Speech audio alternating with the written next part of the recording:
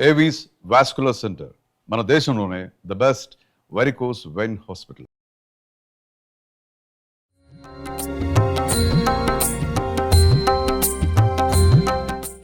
Avis hospital సమర్పించు Dasara special kitchen shoot కి స్వాగతం. నమస్తే రమగారు. నమస్తే జయ. రమగారు, దసరా శుభాకాంక్షలు అండి మీకు. దసరా శుభాకాంక్షలు జయ. మీకు కూడా దసరా సుమన్ టీవీ ప్రేక్షకులందరికీ ఎస్ దసరా పండుగ శుభాకాంక్షలు. దసరా పండుగ అనగానే ఇది ఒక రోజు 2 రోజులో కాదు రమగారు, నవరాత్రులు 9 రోజులు జరుపుకునే పండుగ. 10వ రోజు విజయదశమి కాబట్టి అమ్మవారికి చక్కగా 10 నైవేద్యాలు చేసుకుంటాము మన వీలు వెంబడి. కానీ ఖచ్చితంగా కొన్ని నైవేద్యాలు మాత్రం తప్పకుండా ప్రతిరోజు చేసుకుని పెట్టుకునే అలవాటు ఉంటుంది కదా. వారి కోసమే రమగారు స్పెషల్ కిచెన్ చేస్తా ఉన్నామండి. రమగారు నేను కూడా కలిపి అమ్మవారికి అసలు ఏ ప్రసాదం అంటే ఎక్కువ ఇష్టం రమగారు? మనకి లలితా సహస్రనామంలో విశేషంగా కనపడతాయి. పాయసాన్న ప్రియ, అమ్మవారికి పాయసం ఇష్టం. పాయసాన్నం చేద్దాము అంటే ఇది 3-4 రకాలుగా ఆల్రెడీ మన ఛానల్లో ఉన్నాయి. ప్రతి సంవత్సరము చేస్తూనే ఉన్నాం.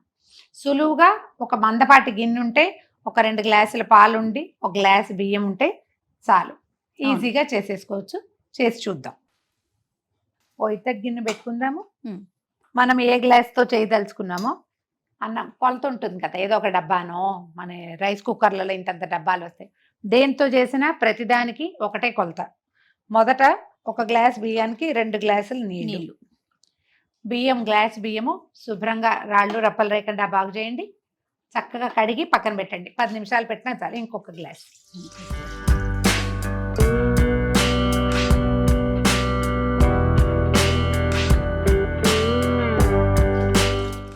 రెండు గ్లాసులు నీళ్ళు పోసాం. మనం కొలతకి ఏది పెట్టుకుంటే దాన్ని 1:2 అంతే. 2 గ్లాసులు నీళ్లు బాగా తెరలనివ్వండి. ఓ 2 గ్లాసులు, 1 గ్లాసున్నర పాలు పక్కన పెట్టుకోండి. మొత్తం పాలతోటి వండొచ్చు, లేదా పాలు పైన పోసుకుని కూడా వండుకోవచ్చు. పైన పోసేది చూపిస్తున్నాను ఇప్పుడు. నీళ్లు మరిగే లోపల మనం బియ్యం కడిగి పక్కన పెట్టుకుంటాము. పాయసంలో మనం వేసుకోదలుచుకున్న కిస్మిస్లు కానీ, తర్వాత ఏమో జీడిపప్పులు ఉంటే అవి పక్కన పెట్టుకోవటము. బాదం పప్పులు వేయదలుచుకుంటే ఒక అరగంట సేపు నీటిలో నానబెట్టి సన్నటి చీలికలు చేసి, చెక్కు తీసేసి చీలికలు చేసేయండి ఒకటి. తర్వాత ఏలక్కాయలు ఒక 10-12 చేసి ఒలిచి చక్కగా మెత్తటి పడి దంచి పెట్టుకోండి. అందులో కొంచెం పంచదార వేస్తే పొడి మెత్తగా అవుతుంది. పలుకులు కనపడకూడదు. నల్లటి పలుకు కనపడితే వస్తువందంగా ఉండదు ఒకటి. రెండోది అన్నానికి ఏలకుల సువాసన పట్టదు. పొడి మెత్తగా అయిపోవాలి, నల్లగా కనపడద్దు. దాన్ని నూరాలంటే మనం పంచదార వేస్తే చక్కగా మెత్తటి పొడి అయిపోతుంది. అది చేసి పక్కన పెట్టుకోండి. ఇవి తెలిసిన వాళ్ళకే కాదండి, తెలియని వాళ్ళకి చెప్పడానికే ఈ పని. నీళ్లు తెరులుతున్నాయి కదా. అవునండి. నీళ్లు ఇప్పుడు మీరు కడిగి పొయ్యి మీద పెట్టచ్చు. తెల్లిన నీళ్ళల్లో వేస్తే ఇంకా స్పీడ్గా అయిపోతుంది. దాని అది అవుతుంది. మనం ఇంకో పని చేసుకోవచ్చు ఈ లోపల. అంటే పండగ పనుల ప్లానింగ్ లో ఇది ఒకటి అనమాట. చేయటం కాదు, స్పీడ్ గా చేయటం కూడా ఇంపార్టెంట్ కదా రమ్మగారు. మనం ఇంకో పని చేసుకుంటాము. జాగ్రత్త, ఈ ఆవిరికి చేతులు కాలకుండా చూసుకోండి. కొద్దిగా ఒక 10 నిమిషాలు, పావు గంట సేపు నానిన బియ్యము తొందరగా ఉడుకుతుంది, ఎక్కువ మృదువుగా ఉంటుంది. అవును, నానిన బియ్యం, కొంచెం కాగిన నీళ్లు. బియ్యం ఎత్తి ఇందులో వేసేసేయండి. అన్నం ఉడకనివ్వండి. ఇది బియ్యం నీళ్ళంతా ఎగిరిన తర్వాత మనం పాలు పోసుకుంటాం. ఇందులో పాలు తక్కువ పడతాయి అంటారా రమ్మగారు? పాలు తక్కువ పడతాయి. నీకు పాలలోనే ఉడికిన అన్నపు రుచి వేరు, టెక్స్చర్ వేరు. అన్నము ఒక రవ్వ ఏమంటే మన బిరుసుగా కనపడుతుంది పాలలో ఉడితే. మీరు రథసప్తం పాయసాలు గమనించండి, ఎన్ని పాలు పోసినా కూడా అన్నం బిరుసుగానే ఉంటుంది. నీటితోటి ఉడికిన బియ్యమే ఎక్కువ మృదువుగా ఉంటుంది. పాయసానికి ఇది చిమడొడకాలి. అవును, అదనమాట పాయింట్. పాలు తగిలితే అన్నం తొందరగా ఉడకదు, ఉడుకు పట్టదు, ఎందుకు బిరుసు ఎక్కుతుంది. ఒకసారి కదిపేసి అన్నం హైలో పెట్టేయండి, ఏం పర్వాలేదు. దగ్గర పడ్డాక పాలు పోసుకుందాం. ఈ లోపు ఇవి వేయించుకుందాం. ఈ లోపల మనం జీడిపప్పు కిస్మిస్ వేయించుకోవటము. తర్వాత మీ బెల్లం మీద మీకు అనుమానం ఉంటే కనుక బెల్లం కూడా కరిగించి పక్కన పెట్టుకోండి. నేను రెగ్యులర్గా అదే పని చేస్తా. చివరికి పోసుకుంటే పాలు విరక్కుండా ఉంటాయి. ఏదైనా ఇసుక మట్టి ఉంటే అవన్నీ మనం తీసేయగలుగుతాం. ఇది వేయించేద్దాం, బెల్లం కరగబెట్టేది. వెలిగి కొద్దిగా నెయ్యి వేసుకుందాము.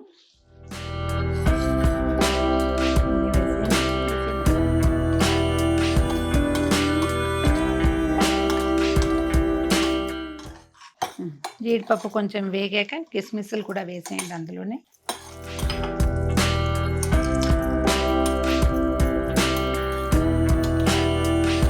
నెయ్యి తగిలితే వాసనే వేరు, పండగ వాతావరణం వచ్చేస్తుంది. అవును రమ్మగారు. ఇది ఒకటి, కర్పూరం ఒకటి రమ్మగారు. అవును, కర్పూరం పులిహోరకి చూడండి ఇంగువ పడగానే ఎంత అద్భుతమైన వాసన అనిపిస్తుందో. బాదం పప్పులు వేసుకోదలుచుకుంటే అవి కూడా వేసుకోవచ్చు. బాదం పప్పుకి ఏంటంటే ఇట్లా వెంటనే వేయించడానికి ఉండదుగా, ఒక గంట అరగంట నానబెడితే కానీ ఆ తోలు రాదు. అవును. ఆ తోలు ఊడొచ్చాక సన్నటి చీలికలు చేసి కనుక ఉంచుకుంటే బాగుంటుంది, పాయసాల్లోకి రుచిగా ఉంటుంది. నేను ఇంకో పని చేస్తాను జయ, బాదం పప్పులు పొద్దున్న ఎందుకో ఒకరికి నానబెట్టుకుంటాం, ఈ పిల్లలు తినడానికి దానికి పెట్టుకుంటాం కదా. దాన్ని ఏం చేస్తానంటే ఒక 10-8 బాదం పప్పుల్ని గ్రైండ్ చేసేస్తాను. పేస్ట్ చేస్తారా? పేస్ట్ అంటే అదే పలచగా గ్రైండ్ చేసి పక్కన పెడతా. పాయసంలో చివరికి పోస్తాను, పాయసం చిక్కగా అవుతుంది, రుచి చాలా బాగుంటుంది. భలే చిక్కగా అవుతుంది రమ్మగారు. ఆ గిన్నె పెట్టు, బెల్లం కూడా కరగబెట్టేసేద్దాం. ఒక గ్లాస్ బియ్యానికి గ్లాసున్నర బెల్లం వేసుకుంటే బాగుంటుంది. మీకు అది కొంచెం పలచగా లూజ్గా కావాలంటే అంత చారెడు పంచదార వేసుకుంటే అప్పుడు కూడా లూజ్గా ఉంటుంది.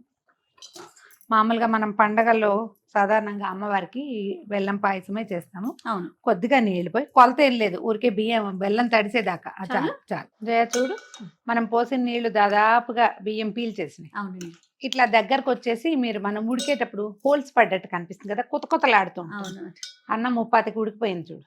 ఈ మిగిలిన పావు భాగాన్ని మనం ఒక 2 గ్లాసుల పాలతోటి ఉడికిద్దాం. 2 గ్లాసులు నీళ్ళు పోసాం కదా, అవునండి, ఇంకో 2 గ్లాసుల పాలు. మీరు హోల్ మిల్క్ పోసుకోండి, మీ దగ్గర టోన్డ్ మిల్క్ ఏమైనా ఉంటే అది వేసుకోండి, మీ ఇష్టం. రమ్మగారు పోసేస్తున్నారా? 2 కప్పుల పాలు పోసేద్దాము. ఓకే. పోసి దీన్ని బాగా దగ్గర పడినిద్దాం.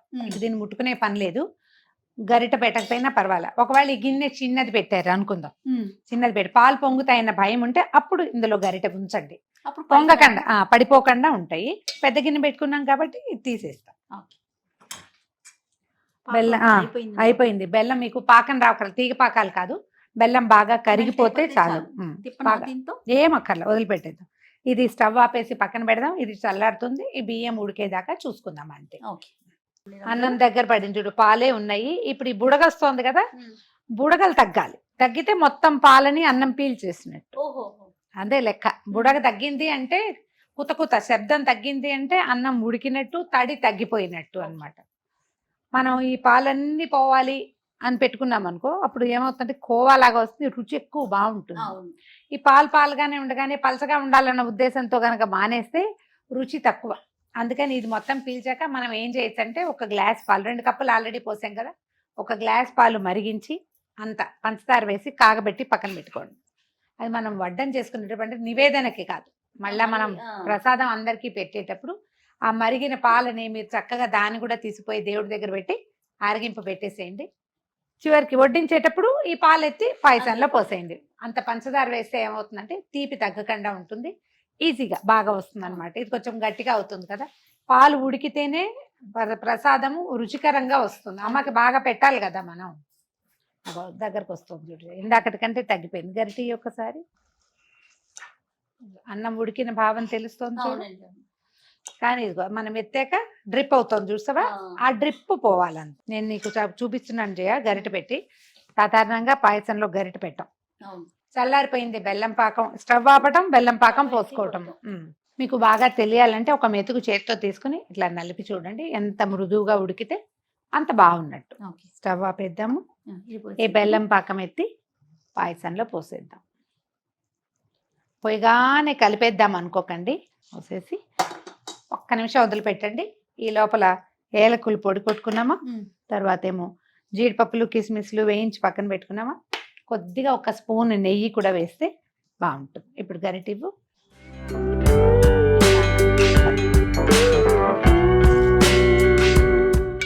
పాకంలోనే అన్నం ఉడకాలి అనేది పాలు పోసినప్పుడు పెట్టుకోవద్దు, ఎందుకంటే ఈ రోజుల్లో మనం బెల్లాన్ని నమ్మలేకపోతున్నాం. పాడైతే మనకి మనం ప్రసాదం చేయబోతాము, టైం కూడా ఉండద్దు మనకి. చూడ అందంగా ఉంది రంగు.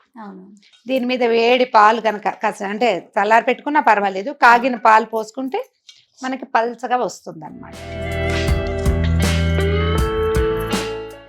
ఏలక పొడి ఒక 7-8 ఏలక్కాయలని పంచదార వేసి దంచి పెట్టుకోండి పక్కన. ఏలకల పొడి వేసాం, మీకు ఆసక్తి ఉంటే ఒక చిటికెడు పచ్చకర్పూరం కూడా వేసుకోవచ్చు, మీ ఇష్టమే అది.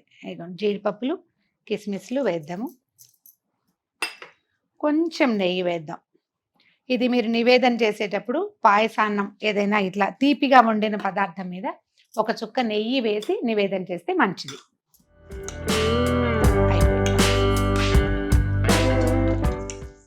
పరమాన్నం అంటాము, క్షీరాన్నం అంటారు, మాకు పాయసం అనే అలవాటు. బియ్యం పాయసం, అన్నం పాయసం అంటారు పిల్లలు, ఎలా కావాలంటే అట్లా. పరమాన్నం అంటాం రమ్మగారు. అదే ఇదిగో చక్కగా వేరే మంచి పాత్రలో పాత్రలో పెట్టుకుని చక్కగా నివేదన చేసేసుకుందాం.